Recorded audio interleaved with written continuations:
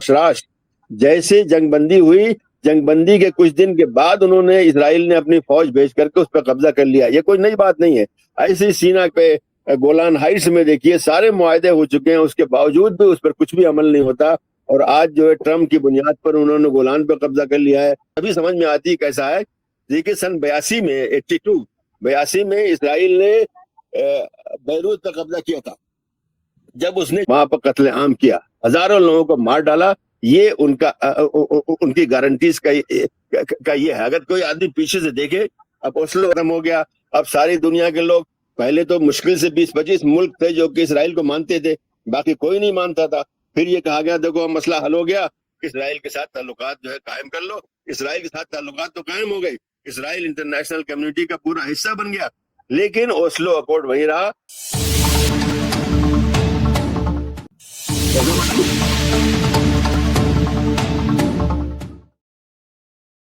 आदाब, नमस्कार, सत श्री अकाल। एनवीएन के खास कार्यक्रम दिल्ली दर्पण में आपका स्वागत है। आज हम जिस विषय पे बात करेंगे वो है गजा और इजराइल की जंगबंदी। 95% लोग बेघर हो चुके हैं, 98% जमीन बंजर है। कैदियों की वापसी का सिलसिला जारी है। ऐसे में जंगबंदी एक तरह से गजा के लोगों के लिए जिंदगी है। सवाल ये पैदा होता है कि अभी तक हमास की तरफ से जो काम किए जाने थे वो काम हो रहे हैं क्या? इजराइल की तरफ से जो काम किए जाने हैं वो भी उसी तरह मुआहदे के मुताबिक अमल करेगी या इजराइल उस पर अमल नहीं करेगा? हमारे साथ खास मेहमान डॉक्टर जफरुल इस्लाम खान साहब जुड़ चुके हैं। डॉक्टर साहब, आपका स्वागत है। आपसे यही सवाल है कि इजराइल क्या अपने मुआहदे के मुताबिक अपने जो काम उसको करने हैं उस पर अमल करेगा या नहीं करेगा? देखिए, अगर माजी की तरफ हम देखें तो पूरे यकीन से हम कह सकते हैं कि इसराइल उस पर अमल नहीं करेगा। इसराइल का सारा मकसद ये था कि उसके जो कैदी वहां पे थे, अभी जो जिंदा थे, कुछ 20 के करीब जिंदा थे और बाकी की लाशें थी या बॉडीज थी, वो उनको हासिल हो गई, मिल गई। और अब जो है कुछ ऐसी बॉडीज भी रह गई हैं, शायद 1-2 रह गई हैं, जो कि अभी भी मलबे के अंदर पड़ी हुई हैं और उनके पास कोई सामान नहीं उसको निकालने का, और सारा काम छोड़ के वो यही काम कर रहे हैं कि उनको निकालें। उसकी बुनियाद पे इसराइल ने जो वादे किए थे, आज देखिए 8वां दिन है सीज फायर इन, जंग बंदी का 8वां दिन है, लेकिन इसमें सिर्फ हमास ने ही अपनी बात पूरी की है, इसराइल ने नहीं की है। उन्होंने ये कहा था कि जैसे ही जंग बंदी होगी रोजाना 600 ट्रक आना शुरू हो जाएंगे, इसलिए कि गजा जो है इस वक्त पूरी तरह से मोहताज है। वहां पर कोई भी चीज, वहां पे बहुत फैक्ट्रियां थी, वर्कशॉप थी, हर चीज थी वहां पे काफी एग्रीकल्चर था, वहां पे बहुत से जो बागात थे जिसमें कि तरह तरह के फल और जैसा फ्रूट्स हुआ करते थे, वो सब इसराइल ने तबाह कर दिया। जैसे आपने खुद ही बताया 90 के ऊपर, मैं समझता हूँ बाद में 95 चीज, हर चीज जाया कर दी गई है, तोड़ दी गई है, इंफ्रास्ट्रक्चर तोड़ दिया गया है। तो अब अगर बाहर से कोई चीज नहीं आती, यहाँ तक कि टेंट की भी उनको जरूरत है, सारे टेंट फट चुके हैं जो इस 2 साल में आए थे, उसमें से शायद ही कोई टेंट बचा हुआ है, और बिल्डिंगें तो तोड़ी जा चुकी हैं, 95% बिल्डिंगें तोड़ी जा चुकी हैं। ऐसी हालत में इसराइल ने ये वादा किया था कि जैसे ही सीज फायर शुरू होगा, जो 8 दिन पहले शुरू हो गया, रोजाना 600 ट्रक आएंगे, लेकिन उन 600 ट्रकों का कभी 50 आते हैं, कभी 100 आते हैं, जबकि उनकी बुनियादी जरूरत 600 के, जिसमें के सामान भी है, जिसमें की दवाएं भी हैं, जिसमें के गजा की चीजें भी हैं, आटा, ये वो चीजें हैं, लेकिन वो नहीं आ रहा है। और अगर पीछे की कोई भी चीज देखें, आज से नहीं बल्कि 1948 से आप देखिए, तो इसराइल ने अपनी जो जो शर्तें जिन पर उसने जंगबंदी कभी भी की थी, उसने कभी पूरा नहीं किया। सन 48 ही को देखिए, तो आज जिसके ऊपर इतना बड़ा इशू है, ईलाद जिसको कहते हैं, वहां का बंदरगाह है, ईलाद जो है ये असल में मिस्री बंदरगाह है, उसका नाम था उम्मुर रशराश। जैसे जंगबंदी हुई, जंगबंदी के कुछ दिन के बाद उन्होंने, इसराइल ने अपनी फौज भेज करके उस पर कब्जा कर लिया। ये कोई नई बात नहीं है। ऐसी सीना के अंदर, ऐसी आप देखिए जो है वहां पे गोलान हाइट्स में देखिए सारे मुआहदे हो चुके हैं, उसके बावजूद भी उस पर कुछ भी अमल नहीं होता। और आज जो है ट्रम्प की बुनियाद पर उन्होंने गोलान पर कब्जा कर लिया है, उन्होंने बैतुल मकदिस पर कब्जा कर लिया है, और आप आज देखिए उनको ओस्लो अकॉर्ड पर जो उनके प्राइम मिनिस्टर का दस्तखत है, उसको इसी नए प्राइम मिनिस्टर यानी नेतन्याहू ने आकर के उसको एक एक करके खत्म किया। उनकी किसी बात का कोई एतमाद नहीं है। अगर आपके पास ताकत है तो आप उनसे बात बनवा सकते हैं, ताकत नहीं है तो नहीं। अब इस वक्त जो सूरत हाल है कि हमास के पास कोई ताकत नहीं है उनको मजबूर करने की, सवाए अखलाकी। और ट्रम्प साहब ने जो वादे किए थे और बहुत ही लिख करके उन्होंने गारंटी दी थी, उसकी कोई भी हैसियत नहीं है। वो भी आज वो फरमा रहे हैं कि अगर हमास देखिए, जिस जमाने में जंग हो रही थी, 2 साल की जंग हो रही थी, उस दौरान वहां पे बहुत से गैंगस्टर जो कि इसराइल ने पैदा किए थे, इसराइल ने उनको हथियार दिए थे, इसराइल उनको प्रोटेक्शन दे रहा था वो। और अब जबकि जंगबंदी हुई तो इसराइल देखिए कितना बड़ा बदमाश इसराइल है कि उसने उन्हीं गैंगस्टर्स को जिनको वो इस्तेमाल कर रहा था हमास के खिलाफ, उनको कहा कि तुमको हम इसराइल में नहीं आने देंगे। वो कह रहे थे हमको आने दो वरना हमास वाले हमको मार देंगे, उनको नहीं आने दिया।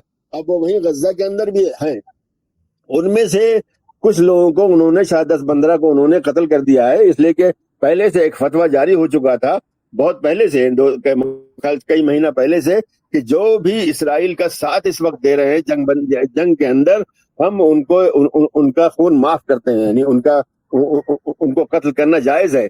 उसके अलावा उन्होंने तकरीबन 50-60 आदमियों को पकड़ा है जो कि ऐसा कर रहे थे। और उन्होंने ये कहा है, हमास ने ये कहा है कि जिन लोगों के हाथ जो है फलस्तीनियों के खून से नहीं रंगे हैं उनको हम नहीं छोड़ेंगे, उनको हम माफ कर देंगे, लेकिन जिन लोगों ने फलस्तीनियों को कत्ल किया है उनको हम नहीं छोड़ेंगे। अब इस बुनियाद पर कल देखिए, सिर्फ कल प्रेसिडेंट ट्रंप ने फरमाया कि हमास जो काम कर रहा है, जो गैंगस्टर को मार रहा है, अच्छा काम है। और आज 24 घंटे के बाद वो फरमा रहे हैं कि ये गलत काम हो रहा है और अगर ये जारी रहा तो अमेरिका खुद आकर के हमास के असले छीनेगा और वहां पे इन लोगों को बचाएगा। तो इन लोगों की बात का कुछ भी नहीं है। और आपको एक और याद दिला दूं, इसलिए कि मैं तो इन इश्यूज को बहुत ही उसमें देखता हूँ, बहुत ही पुराने उसे देखता हूँ, तभी समझ में आती है कैसा है। देखिए सन 82 में इसराइल ने बैरूत पर कब्जा किया था। जब उसने जनूबी लेबनान पर कब्जा शुरू किया तो उसने ऐलान किया, बाकायदा ऐलान है, अभी आप शायद सर्च कर लिए नजर आएगा, कि हम बैरूत नहीं जाएंगे। ये ऐलान था उस वक्त। जो उनका जो डिफेंस मिनिस्टर था उसका नाम था शारोन, उसका नाम था अरिक शारोन बोलते थे उसको। इसने ऐलान किया था कि हम बैरूत नहीं जाएंगे। उसके बावजूद उन्होंने खिलाफ वर्जी करके वो बैरूत गए और बैरूत में जाने के बाद जो भी बातें हुई, यहाँ तक कि पीएलओ को मजबूर होना पड़ा बैरूत छोड़ने से या लेबनान छोड़ने से, इसलिए उनकी ताकत पहले वही थी। आज जो गजा में हालत कुछ दिनों पहले हमास की थी, वही हालत तकरीबन लेबनान में फतह की थी। वो फिर जाने पर मजबूर हुए। और उस वक्त जो है प्रेसिडेंट रेगन थे, उस वक्त प्रेसिडेंट रेगन ने जो है, जैसे आज विटकॉफ साहब तशरीफ लाए हैं, वैसे उन्होंने एक अरब नजाद एक अमेरिकन जो था, फिलिप हबीब उनका नाम था, उनको भेजा और उनके हाथ में अपने हाथ से साइन करके उन्होंने खत भेजा कि जब पीएलओ के लोग पीएलओ ने ये कहा था कि हम जब चले जाएंगे तो यहाँ जो फलस्तीनी, इसलिए कि लेबनान में बहुत फलस्तीनी है जो रिफ्यूजीज हैं, इनको कौन बचाएगा। तो प्रेसिडेंट रेगन ने हाथ से लिख के साइन करके भेजा था कि हम गारंटी देते हैं कि इनको कुछ भी नहीं होगा। और जब पीएलओ के लोग वहां से चले गए, वहां से कुछ यमन चले गए, कुछ टूरिस्ट चले गए, कुछ सूडान कहाँ भेज दिए गए, सब चले गए। उसके बाद मामला खाली हो गया। तो इसराइल और उनके जो हलीफ जो कि क्रिश्चियन मिलिशिया जिसका नाम के फ्लांज है, इन लोगों ने मिल करके सबरा और शातीला, तो बड़े बड़े कैंप थे फलस्तीनियों के, यहाँ पर 4 दिन तक मुसलसल 24 घंटे रोजाना वहां पर कत्ले आम किया, हजारों लोगों को मार डाला। ये उनकी गारंटीज का ये है। अगर कोई आदमी पीछे से देखे, अब ओस्लो अकॉर्ड इतना बड़ा हुआ था, ओस्लो अकॉर्ड के बाद ये कहा गया कि मसला खत्म हो गया, अब सारी दुनिया के लोग, पहले तो मुश्किल से 20-25 मुल्क थे जो कि इसराइल को मानते थे, बाकी कोई नहीं मानता था। फिर ये कहा गया देखो मसला हल हो गया, अब ताल्लुकात बहाल कर लो। अभी हिंदुस्तान ने भी ऐसे किया। हिंदुस्तान ने पहले इसराइल को डी जोर यानी कानूनी तौर से नहीं तस्लीम किया था, बल्कि डी फैक्टो यानी एक वजूद इसका है, हकीकी वजूद है, इसलिए उनको बम्बई में एक कॉन्सुलेट खोलने की इजाजत दी थी। लेकिन 92 ओस्लो के बाद इंडिया ने और दुनिया के दूसरे ममालिक ने सबने कहा रहे फलस्तीन का मसला हल हो गया, इसराइल के साथ ताल्लुकात जो है कायम कर लो। इसराइल के साथ ताल्लुकात तो कायम हो गए, इसराइल इंटरनेशनल कम्युनिटी का पूरा हिस्सा बन गया। लेकिन ओस्लो अकॉर्ड वही रहा और कुछ भी नहीं। आज भी जो पैलेस्टीनियन अथॉरिटी, उसकी कोई भी हैसियत नहीं है। म्यूनिसिपलिटी मतलब जैसे आपकी म्यूनिसिपलिटी है दिल्ली की या बम्बई की, उससे ज्यादा उसकी कोई हैसियत नहीं है। اور اسرائیل جب چاہتا ہے وہاں پر دندناتا ہوا اپنے ٹینک بھیجتا ہے. ابھی 2-3 دن پہلے انہوں نے وہاں پر بھیج کر کے جو وہاں پر الجزیرہ کا آفس ہے اس کو توڑ پھوڑ دیا. تو یہ روزانہ ہی ہوتا رہتا ہے وہاں پہ. اور اگر آپ نیوز دیکھ رہے ہوں گے تو دیکھیے ویسٹ بینک میں کیا بھائی, اگر غزہ میں کچھ ہوا تھا تو چلو کچھ ہوا تھا, لیکن ویسٹ بینک میں کیا ہوا تھا, وہاں تو کچھ بھی نہیں ہوا. اس کے باوجود بھی وہ یہ دیکھتے ہیں کہ جب بھی ان کو موقع ملتا ہے تو وہ اپنے پرانے سارے پلان جو ہے وہ زندہ کر دیتے ہیں, اور اس پلان کے تحت وہ پھر جو ہے اپنا اب سب کام کرنا شروع کرتے ہیں. اس لیے جو آپ کا سوال ہے اس میں اگر میں جواب دینا چاہوں, میں سمجھتا ہوں کہ جو ہم نے پرانی تاریخ سن 48 سے دیکھی ہوئی ہے, اس کے روح سے اسرائیل قطعاً جو ہے کسی بات پر نہیں مانے گا. اس کو جو اپنے لوگ لینے تھے اس نے لے لیے, اور مجھے بالکل تعجب نہیں ہوگا کہ اب بہت ہی جلد جو اسرائیل دوبارہ اٹیک کرے, اس لیے کہ اب انہیں کوئی خوف نہیں کہ ان کا کوئی بھی قیدی وہاں پر نہیں ہے, کوئی ان کا قیدی نہیں مارا جائے گا. باقی صرف جو فلسطینی مارے جائیں گے جن کے خون کی قیمت ان کے نزدیک مٹی برابر بھی نہیں ہے. جی ڈاکٹر صاحب, جیسے کہ خبروں میں آ رہا ہے اس کے مطابق جو جنگ کی وجہ سے ملبہ اکٹھا ہوا ہے اس کو صاف کرنے میں 10 سال لگیں گے, اور اسی طرح 1.2 ٹریلین ڈالر اس پر خرچ آئے گا. جو زمینیں بنجر ہوئی ہیں ان کو دوبارہ سے اس حالت میں لانے میں کہ وہاں کھیتی ہو سکے تقریباً 20 سال کا وقت لگے گا. ایسی کنڈیشن میں غزہ جو ہے وہ کیسے سروائیو کرے گا, یہ بڑا سوال. دیکھیے فلسطینی جو قوم ہے وہ بہت ہی سمجھدار اور بہت ہی ذہین, بلکہ میں تو یہ کہوں گا کہ دنیا کی جو ذہین ترین قومیں ہیں ان میں فلسطینی ہیں. اور یہ دیکھیے انہوں نے 2 سال انہوں نے کس طرح سروائیو کیا.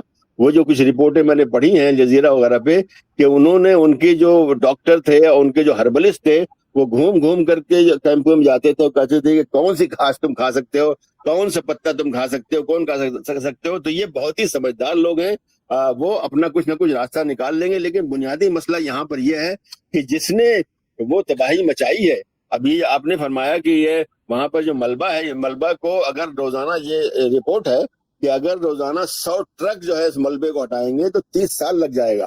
اور جو اس کو دوبارہ بنانے میں جو ہے جو خرچہ آئے گا 70,000 ملین ڈالر خرچ ہوگا. یہ کون دے گا؟ اس سے پہلے جب جنگ ہوئی تھی جرمنی کے ساتھ ان کی فرسٹ ورلڈ وار میں, تو ریپریشن دیا گیا, یعنی تائیوان دلوایا تھا. اس کے علاوہ جاپان سے تائیوان دلوایا گیا. ابھی یہ بات ہو رہی ہے کہ یوکرین پر جو حملہ کیا روس نے اس کا تائیوان دیا جائے. بلکہ روس کے جو ایسٹس تھے پورے ویسٹرن کنٹریز میں جو کہ ہزاروں ملین ڈالر کے تھے, وہ انہوں نے ضبط کر لیے اور اس کو طرح طرح سے خرچ کر رہے ہیں اس کو. تو یہ چیز اسرائیل پر بھی لاگو ہونی چاہیے کہ تم نے یہاں جو تباہی مچائی ہے, بھئی اگر 7 اکتوبر 2023 کو کچھ ہوا تھا تو تم اتنے ہی تم بھی کر لیتے, جیسے ہی ہوتا ہے. لیکن تو اس نے ہزاروں گنا اس سے زیادہ انتقام لیا ہے. اب اس انتقام کی جس پہ انٹرنیشنل کورٹ تک نے یہ کہہ دیا کہ یہ جینوسائیڈ ہے اور یہ وار کرائم ہے, یہ اس کے بعد یہ ہونا چاہیے. مجھے معلوم ہے کہ ایسا نہیں ہوگا, اس لیے کہ امریکہ پوری طرح سے اسرائیل کے ساتھ ہے, اور امریکہ اس وقت بہرحال بہت بڑی طاقت ہے. لیکن ہونا یہ چاہیے کہ یہ سارا تاوان, یہ ساری صفائی, یہ سارے جو مکانات اور آفس اور بڑے بلاک 15-15 20 جو منزل کے جو اتنی بڑی بڑی عمارتیں, معلوم نہیں کتنا اس پہ خرچ ہوا تھا.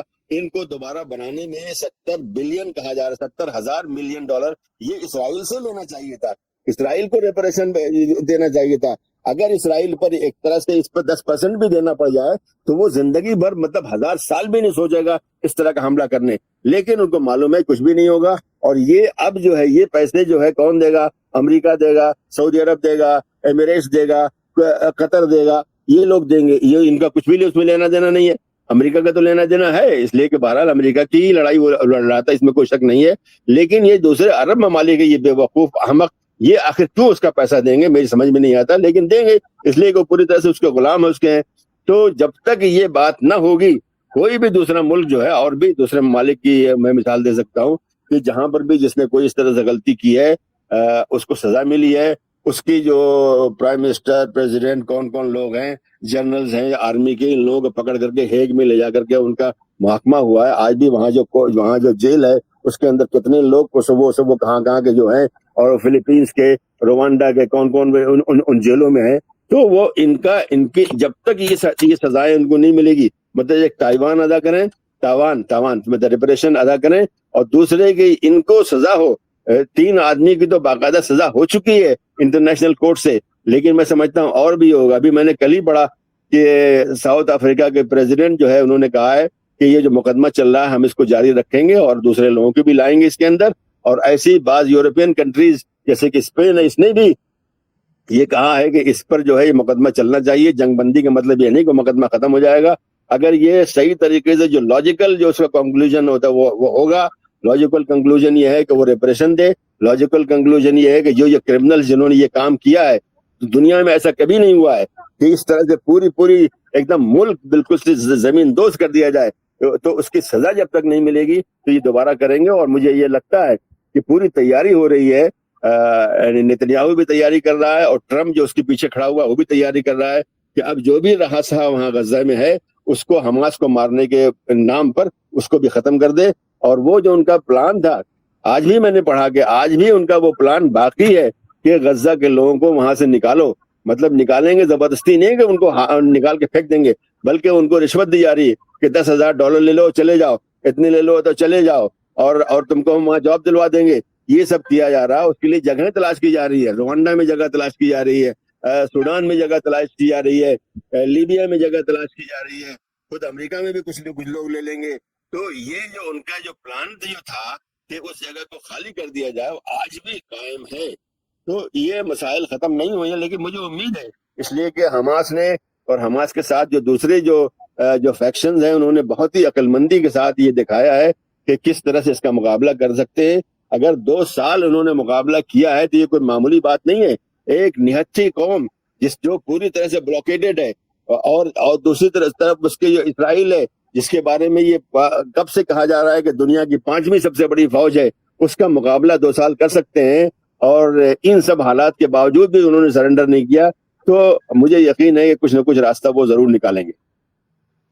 डॉक्टर साहब, बड़ा सवाल ये है कि 20 नुकाती प्रोग्राम जो ट्रंप ने पेश किया था उसमें वो बातें शामिल नहीं की गई जो बुनियादी तौर पर होनी चाहिए थी कि जो कसूरवार हैं उनको सजा मिले, जो नुकसान हुआ है उसकी भरपाई हो।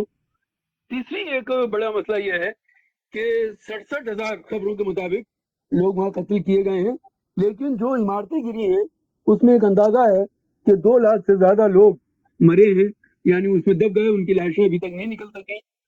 ऐसी सूरत में जो फलस्तीन के लोग हैं उनका आगे का मुस्तकबिल क्या है?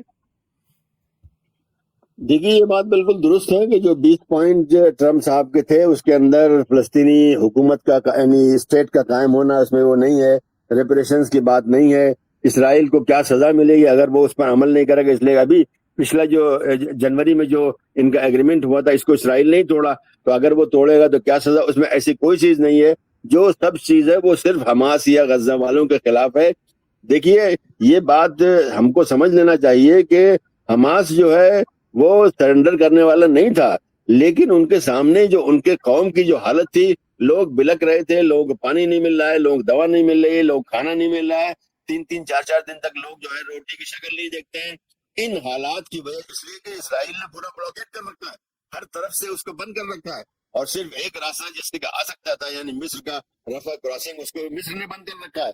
तो ऐसी हालत में वो एक तरह से मजबूर थे कि अपनी कौम के लिए कुछ रास्ता निकालें, और ये उन्होंने सरेंडर नहीं किया, लेकिन ये रास्ता निकाला कि किसी तरह से कुछ खाना वाना आना शुरू हो। और लोग जो मर रहे हैं, भूख से भी लोग मर रहे हैं, कई सौ लोग, मतलब 500 लोग तो कम से कम, यानी 500 की जो फिगर है इसको आप ये समझ लीजिए कि ये वो फिगर है जो कि अस्पतालों में हुई है, जो कि खेमों में हुई है, कहीं और हुई है, किसी बिल्डिंग में हुई है, वो इसमें शामिल नहीं है। जो सारे जो आपको जो आंकड़े मिलते हैं कि इतने लोग जो है मारे गए हैं, इतने लोग जख्मी हैं, ये सिर्फ वो हैं जो कि अस्पतालों में आए थे, अस्पतालों में लिस्ट बनी हुई है, उसकी बुनियाद पर ये जारी किया जाता है। तो मालूम नहीं कितने लोग मिले थे, तो बहुत ही बुरी हालत में थे। लेकिन यानी ये बात भी कहने की है कि इन सब हालात के बावजूद गजा के लोग हमास के साथ खड़े रहे, वहां कोई बगावत नहीं हुई, वहां कोई मुजाहरा नहीं हुआ, वहां लोग सड़कों पे नहीं आए हमास को हाय हाय करने के लिए, कुछ भी नहीं। तो ये बहुत बड़ी बात है कि ये से इतनी कुर्बानी शायद दुनिया में किसी कौम ने नहीं दी होगी कि 2 साल तक। मैंने बल्कि आज ही कल मैंने कहीं कि लिखा है मैंने لکھا ہے کہ ہماری حالت تو یہ ہے کہ اگر یہ 3-4 دن ہم اس حالت میں رہیں گے تو ہم جو ہے سفید جھنڈا اٹھا دیں گے. ہماری جو ہندوستانی مسلمانوں کی میں نے بات کہی ہے کہیں پر, تو ان کو دیکھیے آپ, وہ 2 سال ان حالات میں, اور یہ حالات آج سے نہیں, مطلب جنگ کے شروع ہونے کے 2-3 مہینے کے اندر ہی یہ حالات شروع ہو گئے تھے کہ کھانا بند, پانی بند, بجلی بند, ہر چیز ان کی بند ہے. اس کے باوجود دوائیں بند ہیں, اسپتال سارے توڑ ڈالے ہیں. 36 اسپتال وہاں پہ تھے, 36 ہاسپٹل, اس میں سے صرف 2-3 اسپتال پارشلی کام کر رہے ہیں. ان کو بھی انہوں نے کافی حد تک تباہ کر دیا ہے. ان کے جو جنریٹرز ہیں ان کو تباہ کر دیا ہے. ان کو دوائیں تو خیر مل ہی نہیں رہی ہیں ان کو. بہت سے ڈاکٹر باہر سے آنے کو تیار کھڑے ہوئے ہیں, لیکن اسرائیل ان کے لیے بارڈر نہیں کھولتا ہے. تو یہ سب در حقیقت حماس پر زور ڈال, حماس پہ جو ہے عام حالات میں وہ بالکل سرنڈر نہیں کرتا, لیکن جو عوام کی حالت تھی اس کی وجہ سے اس نے یہ شرطیں مانی ہیں. لیکن میں سمجھتا ہوں وہ بھی اچھی طرح جانتے ہیں کہ اسرائیل نے آج تک کبھی جو ہے کوئی بھی معاہدہ پورا نہیں کیا, بلکہ صرف اپنے مطلب کی چیز نکالی. تو بہرحال وہ کچھ نہ کچھ سوچ رہے ہوں گے, بہرحال اعلان تو نہیں کرتے, انہیں اعلان کرنا چاہیے کہ وہ کیا سوچ رہے ہیں, لیکن جو بھی سوچ رہے ہوں گے میں سمجھتا ہوں اس کے اندر کافی حکمت ہوگی. ڈاکٹر صاحب, جو لوگ ابھی تک مرے ہیں ان میں 20% بچے بھی ہیں, اور ہیومن رائٹس کی اتنی تنظیمیں ہیں, UN ہے, تو دنیا بھر کی جو تنظیمیں ہیں, کیا وہ سب سرنڈر کر چکی ہیں اسرائیل کے سامنے؟ کیا دنیا کی کمیونٹی جو ہے وہ اسرائیل کے سامنے اس کی کوئی نہیں چل رہی؟ کیا ایسی مجبوری ہے کہ اسرائیل کی ظلم کے آگے سبھی لوگوں نے سرنڈر کر دیا ہے؟ کیا مجبوری ہے دنیا کی؟ نہیں, ایسا نہیں ہے. یہ تو میں سمجھتا ہوں جو واقعات ہم نے دیکھے ہیں کہ جو مظاہرے ہوئے ہیں صرف ویسٹرن یورپ میں 40,000 مظاہرے ہوئے. اپنے ملک سے مت دیکھیے, ہمارے یہاں تو بڑے بزدل لوگ ہیں یہاں پہ. 40,000 وہاں مظاہرے ہوئے, اور آج بھی ہو رہے ہیں.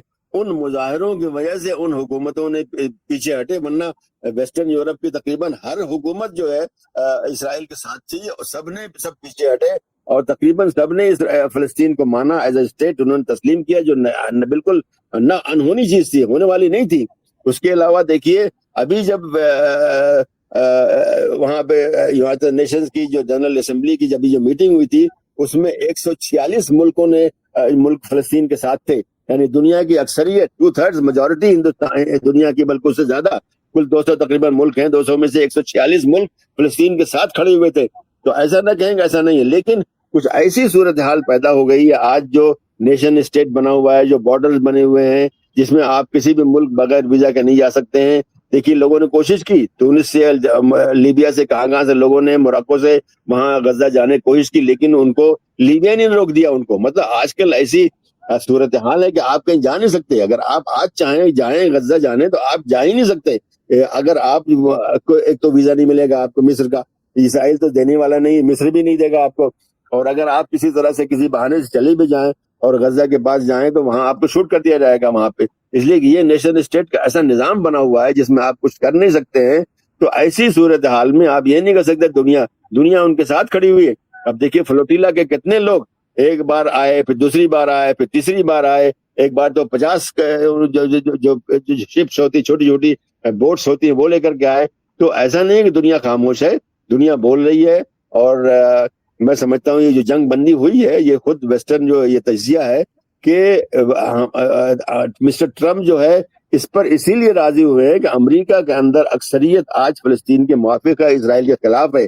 تو دنیا بول رہی ہے, لیکن بہرحال ایک سسٹم ایسا بنا ہوا ہے جس کے اندر آپ بہت کچھ نہیں کر سکتے. یعنی آپ جیسے ہندوستان میں دیکھ لیجئے کہ کافی لوگ ناراض ہیں, بہت کچھ ہوا ہے, لیکن ایک سسٹم بنا ہوا ہے کہ پارلیمنٹ میں جس کی اکثریت ہے جو چاہے کرتا ہے وہ. ابھی کچھ دن ان کا اور موقع ہے. تو ایسے ایک سسٹم انٹرنیشنل بھی بنا ہوا ہے جس میں کہ جو حکومتیں موجود ہیں ان کی چلتی, اور خاص طریقے سے امریکہ کی چلتی, اس لیے کہ امریکہ کے بعد بہت بڑی فوج ہے, امریکہ کے پاس جو سب سے بڑی اکانومی ہے, وہ کسی وقت بھی بلین جو ہے وہ خرچ کر سکتا ہے کسی مسئلے پر, کرتا ہی ہے.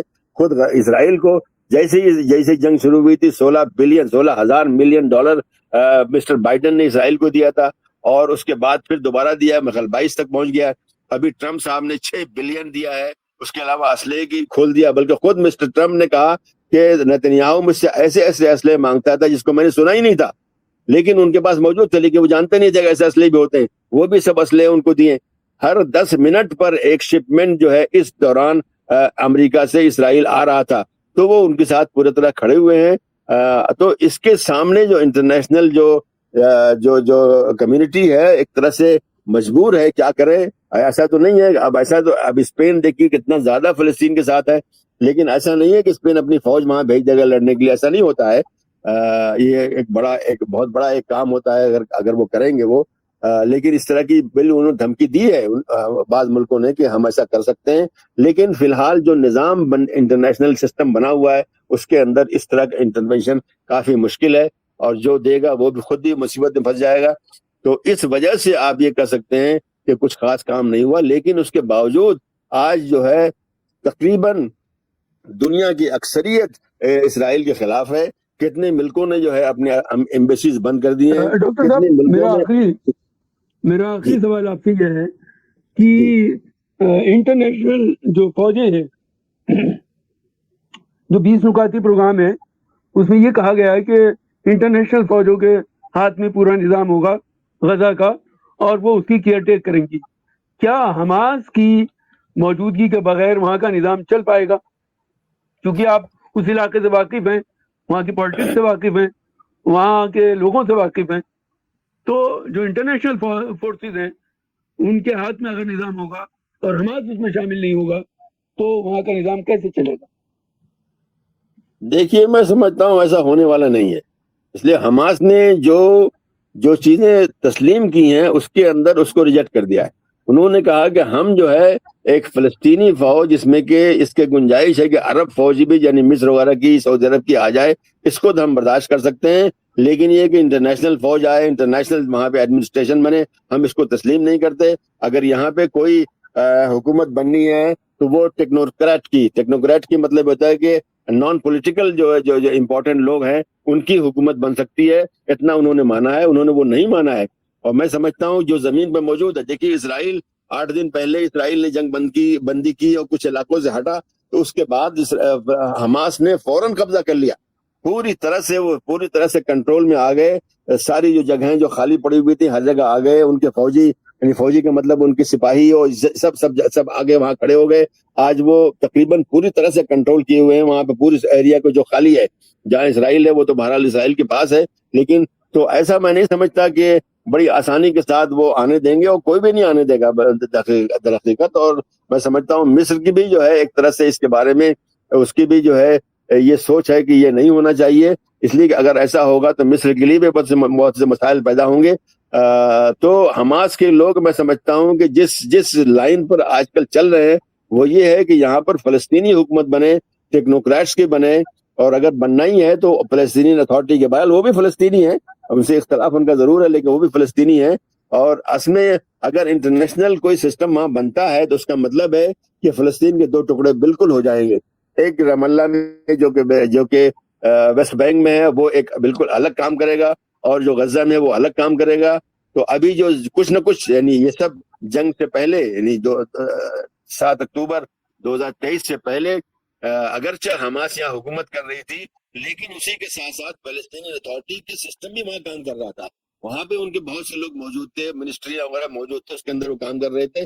تو ایک طرح سے اوپر تو حماس تھا لیکن نیچے نیچے اتھارٹی موجود تھی، تو وہ کہہ رہے ہیں کہ فلسطینی اتھارٹی یہاں حکومت کر سکتی ہے، اور اس کو ٹیکنوکریٹ وہاں پر بھی، رام اللہ کے اندر بھی فلسطینی اتھارٹی وہاں بھی آج ٹیکنوکریٹ تھی۔ اس کی وجہ کیا ہے کہ عوام کو سیاست دانوں پر اعتماد نہیں رہ گیا، انہوں نے کہا کہ ایسے لوگ لے آؤ۔ اب جو ہے جو بھی منسٹریاں ہیں، اگر منسٹری آف ہیلتھ ہے تو کوئی اچھا سا ڈاکٹر لے آؤ، منسٹری آف اکانومی ہے تو اس کے لیے کوئی اکانومسٹ لے آؤ، وغیرہ وغیرہ، اس طرح سے انہوں نے وہاں نظام بنایا ہوا۔ تو ویسی نظام میں سمجھتا ہوں یہاں بھی بنے گا، اور زبردستی تو میرا خیال ہے ناممکن ہے۔ جو کام اسرائیل 2 سال میں نہیں کر پایا، وہ انٹرنیشنل فورس جو کہ مشکل سے 2-3 ہزار کی ہوگی وہ تو اور بھی نہیں کر پائے گی، اور انٹرنیشنل فورس کے اگر 1-2 آدمی مریں گے سب بھاگ جائیں گے، اس لیے اس کا امکان مجھے لگتا ہے کہ نہیں ہے کہ انٹرنیشنل فورس وہاں کامیاب ہوگی۔ جی ڈاکٹر سلیم خان صاحب ہمارے چیف ایڈیٹر ہیں NBN کے، تو سلیم صاحب آپ ڈاکٹر صاحب کا شکریہ بھی ادا کریں، اور ڈاکٹر صاحب کی کوئی سوال کرنا چاہیں تو ڈاکٹر صاحب سے سوال کریں۔ جی بہت بہت شکریہ ڈاکٹر صاحب تشریف لائے۔ ایک بات میں کہنا چاہتا تھا، غزالی صاحب آپ جو سوالات کر رہے تھے کہ ایک پہلو تو یہ ہے کہ وہاں پر اسرائیل نے کیا تباہی کی، اور یقیناً وہ ایک اندھوناک پہلو ہے، اور उस पर गुफ्तगू होनी चाहिए और इसराइल की भरपूर मजम्मत भी होनी चाहिए, अमेरिका की भी। लेकिन वो एक पहलू है। दूसरा पहलू जिसकी तरफ डॉक्टर साहब ने इशारा किया वो अहम पहलू है, आपने इत्तेफाक से उसके बारे में कोई सवाल नहीं किया। वो पहलू ये है कि इन 2 सालों में कुछ बातें जो निकल के आई, इसराइल के बारे में कहा जाता था कि वो नाकाबिल तस्खीर है, वो बड़ी आसानी से अपने फौजियों को छुड़ा लेगा, वो जो है वो हमास को नीस्तो नाबूद कर देगा, उसका नाम और निशान मिटा देगा, ये दावा था उनका। लेकिन 2 साल में वो नहीं कर सके। उनको अपने लोगों को, चरगमाल को छुड़ाने के लिए बातचीत करना पड़ा। और ये कि हमास से बातचीत हो रही है और हमास से ये कहा जा रहा है कि आप असलहा फेंकें। इसका मतलब है कि आज हमास असलहा के साथ है। तो ये कितनी बड़ी शिकस्त है एक ऐसे मुल्क की जिसके पीछे अमेरिका और बहुत सारी दुनिया है। उसके अलावा जो पब्लिक ओपिनियन की तरफ डॉक्टर साहब ने तवज्जो दिलाया, वो भी बहुत बड़ी बात है। आज से 2 साल पहले इसराइल को सबसे ज़्यादा महज़्ज़ब मुल्क समझा जाता था, बहुत ही स्मार्ट में डेमोक्रेसी समझा जाता था और सारे लोगों को आड़ दिलाई जाती थी कि देखो इसराइल की तरह बनो, इसराइल की तरह देखो कितना अच्छा मुल्क है। तो उसके चेहरे पर जो पर्दा पड़ा हुआ था, जो अंदर करीह चेहरा था, शफ़ाफ़ चेहरा था, उसके ऊपर एक नकाब चढ़ी हुई थी जिसको कि लोग देख कर के फ़रेब खा रहे थे। लेकिन आज पूरी दुनिया के सामने इसराइल पूरी तरह से बेनकाब हो गया। आज उसके वज़ीर आज़म के ख़िलाफ़ जो है वो एक मुकदमा है और वो भगोड़ा है, वो कई ममालिक में जा नहीं सकता इंटरनेशनल वो जो क्रिमिनल कोर्ट का। तो ये कोई मामूली बात नहीं है कि किसी मुल्क के की बारे में पब्लिक ओपिनियन का एकदम रिवर्स हो जाना। अभी आपने सुना, डॉक्टर साहब ने बताया कि अमेरिका में भी जो है वो अमेरिकी अवाम का दबाव है। और मैं कहीं पढ़ रहा था कि नौजवान नस्ल जो है वो फ़िलिस्तीन की हामी है।